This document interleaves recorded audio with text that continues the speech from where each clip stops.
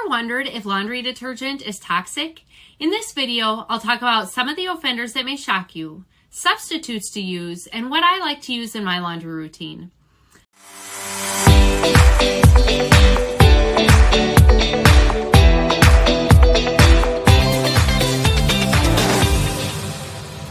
My name is Amber Byers, and I am passionate about helping mamas to live a low-tox lifestyle.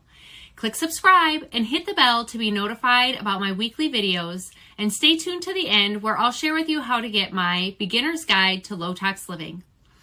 First off, let's start by talking about why we should even care what is in our laundry detergent. Have you ever stopped to consider that your skin is your largest organ, and whatever chemicals are on your clothes are also absorbed into your skin and into your bloodstream? When you start to deep dive into chemicals and where they're found, it's no wonder that people are struggling with their health. Take, for example, Tide cold water.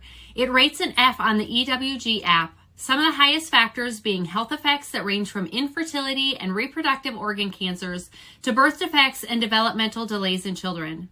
And all liquid baby detergent rated a D and contained ingredients that are linked to causing or worsening asthma.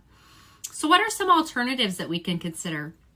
An easy recipe that I used to use was 1 box of borax, 1 box of washing soda, and a bar of Castile soap grated.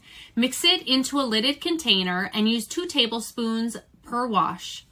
For my laundry routine, I like to use doTERRA laundry pods. I toss 1 pod directly into the tub, topped by my clothes, and then I add 1 tablespoon of liquid On Guard detergent to the detergent bin and add a drop or 2 of either Purify or lemon. In place of laundry softener, you can simply add vinegar. My favorite replacement for a spot treatment is a spray that I make myself with 2 tablespoons of On Guard cleaner concentrate, 2 tablespoons of On Guard liquid laundry detergent, and 15 drops of lemon essential oil. As far as a dryer routine, I like to use wool dryer balls. They can simply be thrown into the dryer. If you want to add a little bit of fragrance, you can add a couple drops of oil to each dryer ball. Or you could also put a couple of drops in some water and just spritz it on the dryer balls. A lot of people ask, well, what about static? How do I prevent static if I don't use dryer sheets? Well, the key to preventing static is to not over dry synthetic fabrics. Synthetic fabrics, when they're over dry, are what create the problems in our laundry.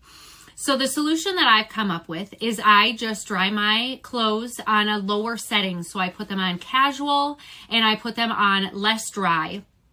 After that run cycle is finished, I pull out as many of the dry synthetics as I can, put the rest back in on 15 minutes on a touch-up dry, and then all of my laundry is dry and without static. And don't forget to look down below to get my beginner's guide to low-tox living.